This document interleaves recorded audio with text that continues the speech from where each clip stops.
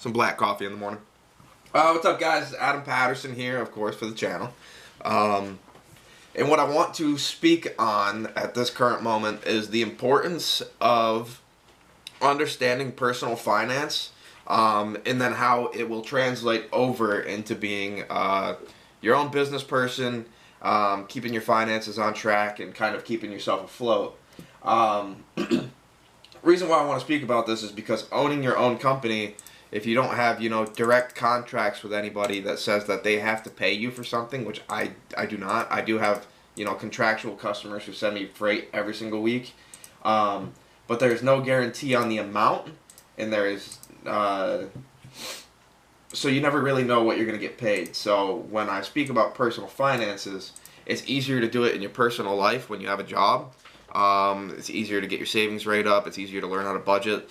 And then once you actually get to break out onto your own, it's a very necessary skill to have, because in the very early stages, you don't have as many customers as you possibly could have.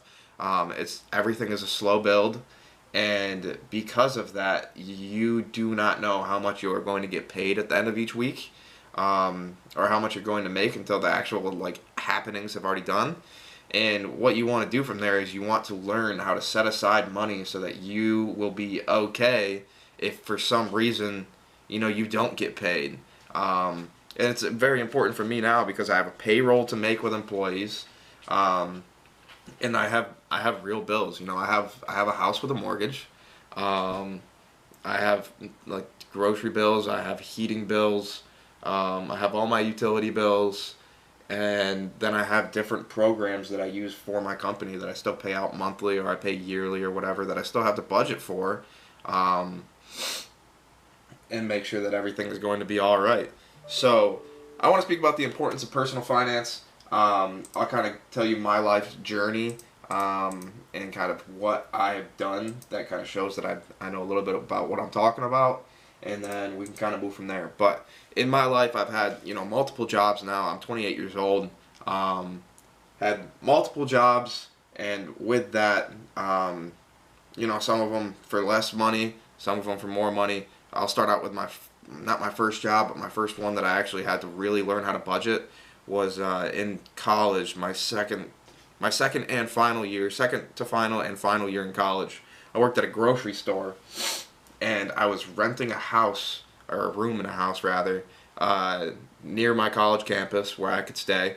And it wasn't crazy expensive, which was a good thing because you need to learn how to control your costs.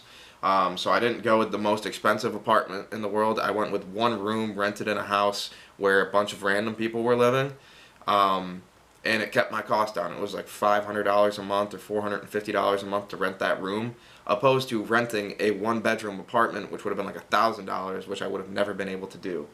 I didn't make that much money. I could not work that many hours and also go to school. So I did not have a full-time job and a full-time, work schedule or class schedule. So I had a full-time class schedule and a part-time job. The part-time job I worked probably 20, 25 hours a week. I was making like $12 an hour. So what's that come out to be? Let's go 20 times 12, and then times 4 weeks.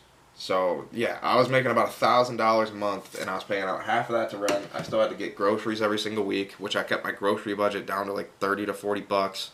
And then I still had to put gas in my car, and then I wanted to save something. I started investing in college, so I would use whatever I saved to invest it on like a Robinhood or something like this. And that is, you need to learn how to invest, or not invest. You need to learn how to save some money, and you need to learn how to budget. If you don't know those things, you are not playing the offense and defense of finance. Offense being your income, like you need to raise your income levels. That's your offense, and your defense is controlling your costs. And that's the same in business. So when it comes to business, you have your revenues, and then you're going to have your expenses, and what's in between is your margin. And that's the money that you actually make. And then you're still going to have to spend some of that. So there's a cost of doing business every single day when it comes to transportation. For me, I have my revenues, which is what my customer pays for freight to get moved, and then I have to pay the carrier, because they obviously don't do it for free. So what's in between is my margin, and then from that, that's how I pay my employees. That is how I pay for different softwares. It's how I pay. So in terms of software, it's my CRM. It's my lead generation system, which is me. But in terms of like gathering contact information, if I can't get anybody on the phone, I have a system for that. I pay for like a editing software on here. Let's see, what else do I pay for? I pay for different news publications.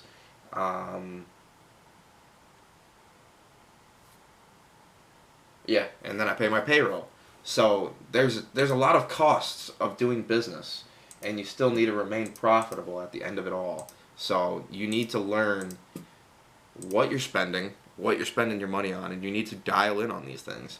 And you need to put buckets away. So you want to separate out in the very beginning money towards each thing. Like you want something to be saved, and then from there you need to control your costs. So you need to set percentages. I don't say dollars. You need to set percentages. And what I used to do when I was first starting out in personal finance, when I had, the jobs that I worked for people, I always said I would set aside 10% of my income for just investing it away. So, when I was working and making $1,000 a month, I would take 10%, which is $100, and I would put it into my Robinhood account every single month. And then I had $900 to work with, and that would go towards, paying for my apartment, paying for my groceries, paying for everything.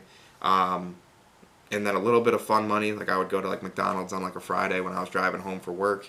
A gym membership if you needed one. I did have a gym membership for a little while, and then I canceled it because it was an unnecessary cost that I had. And this goes back to cost controls, because they were still a school gym. It was just packed. And I decided that I wanted to spend $65 a month instead for a few months to go to this other gym, which is the same distance as driving to my school gym or to driving to this gym. I wanted to spend $65 a month because it was 24/7 and not my school gym. So it was worthless. So eventually I canceled that because I wanted to keep that money. And I can just set that aside in like a savings account or whatever.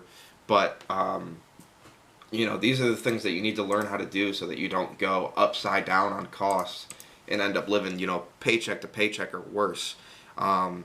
You always want to have some money set aside. You always want to be setting money aside just in case, something happens. Your car breaks down, some unforeseen costs.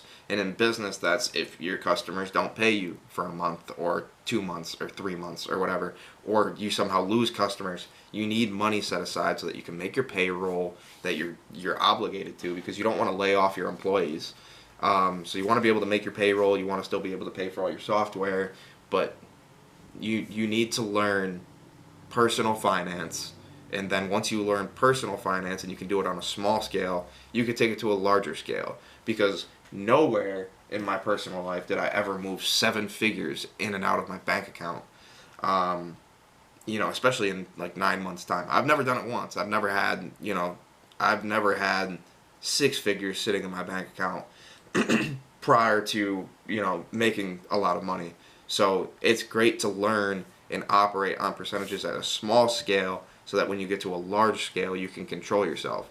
Because it's way easier to take, $5,000 and buy a watch or something like that when you have $5,000. Once you've made money, so if you don't learn how to control your costs when they're smaller, you're not going to be able to control them very well. When you have more money, you're just going to increase your spending, which is like what happens, especially in America. It's like for every dollar made, like 80 cents gets spent or something like that. I can actually Google it.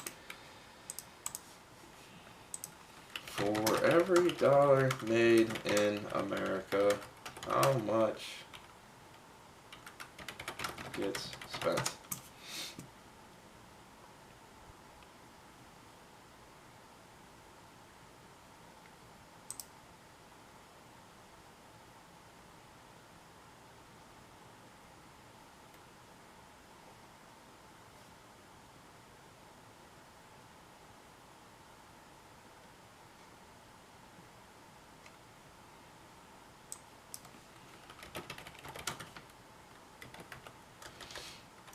That doesn't tell me. That talks about taxes. Spending rate per dollar made in America. So it's even worse. So as of August of 2025, the U.S. spending rate was 95.4 cents per disposable dollar. So for every dollar that an American makes, they spend 95.4%, which means that our saving rate is 4.6%. That is terrible. Absolutely terrible. You need your savings rate to be somewhere around 25% if you really ever want to put, money aside and retire in life. So with that, you need to learn how to control your spending. So I wanted to tell you some formulas that I used. I've used different formulas throughout my entire life, and I'll tell you where I got them from. So there is a book called The Richest Man in Babylon, which is a 70-20-10 ratio, which is kind of what I just spoke about. But it was 10% you put into savings that you never touch, that you put into like investing, and you use it to compound your life. So you put it into an IRA, a 401k, a Robinhood account that you just invest away into indexes or something. Not to give financial advice, but you put it away for savings where it compounds and you never touch it. And that way your money makes you money going forward, and you always have something for like a rainy day or if something terrible happens. 20% is what I want to say 20% is what you pay off your debt with. Yes. Yep. So it's paying off debt and different savings. So you have your 10%.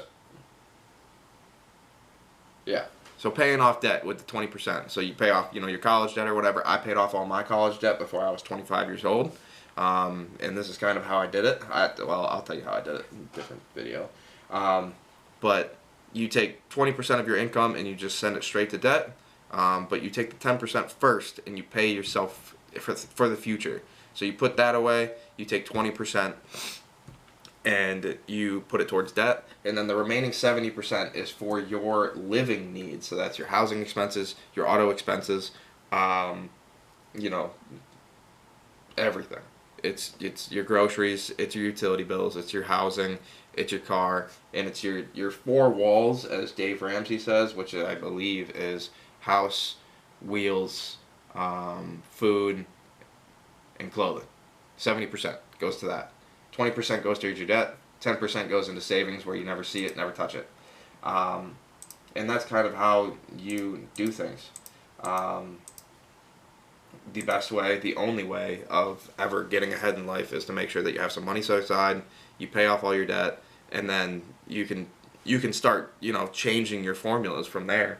But with no debt, you can put 30% into your savings rate opposed to 10%, which puts you above that threshold, and you'll be able to retire nicely, especially if you increase your income.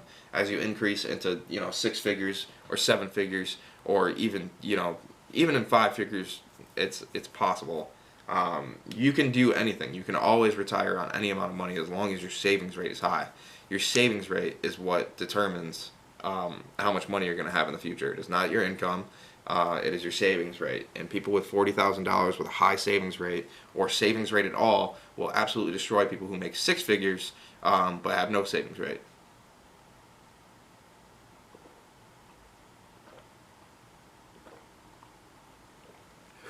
I love coffee. But that's what I wanted to talk about here. You need to learn how to budget. You need to learn formulas. There is a book out there. It is called The Millionaire Next Door. It is all about the offense and defense of your life, of your finances, which is income versus expenses, and how to control expenses. It mainly focuses on the defense there because everyone can do it. The one thing that you always want to remember, or at least that I always wanted to remember, was you can only control your costs so much before you lower the value of what you're getting. So, like for example, you can always buy shirts, for example. But if you go down and you were buying Nike shirts or whatever for $60, you can go and you can buy a Hanes t-shirt for $10 at Walmart, let's say. But if you go down any further than that, you're probably going to Goodwill or something like a secondhand store, where you might get something that's, you know, used or whatever, and you can lower your costs as much as possible. Like, there's nothing wrong with doing that. You can always go thrifting, but these are the things that you kind of want to do. So you can buy secondhand, you can buy brand new, but you still need to stay within your budget.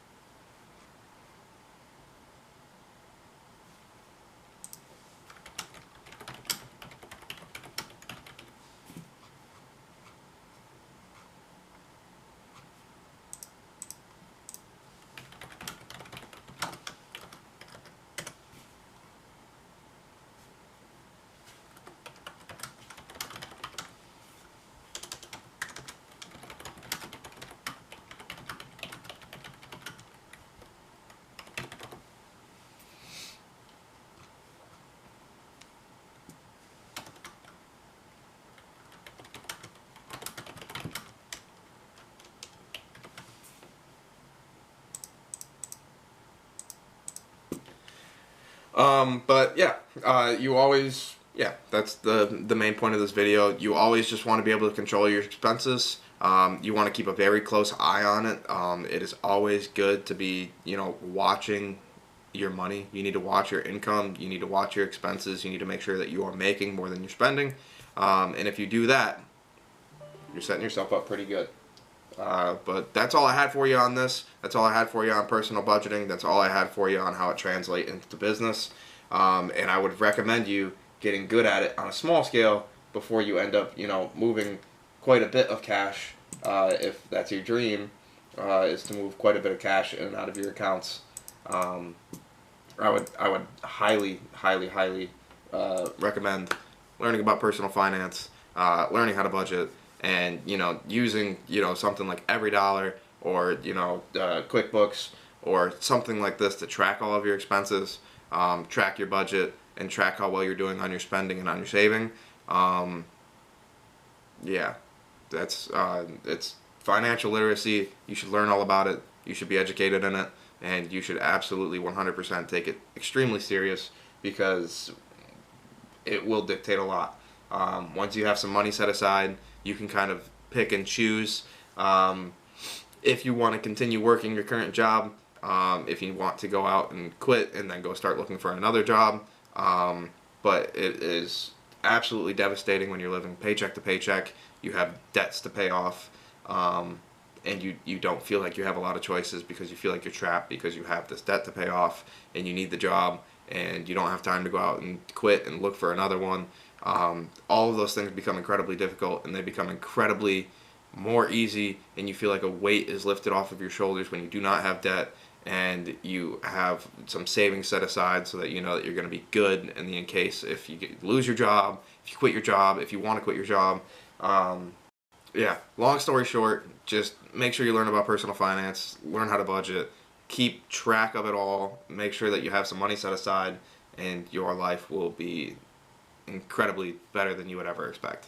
But that's all I have for you guys. As always, if you liked the video, if you found it valuable, leave a like on it, subscribe to follow along to the journey, learn more. I'm going to have more of these types of videos where I just have some random thought that I want to talk about one day.